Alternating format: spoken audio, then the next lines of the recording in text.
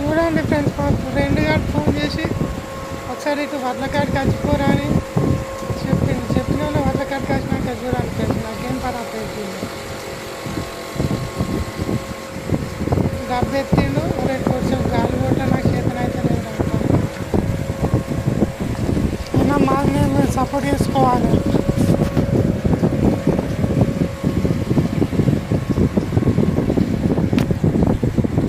చూడండి ఫ్రెండ్స్, చూడు ఇంత మోసం చేసింది వారు.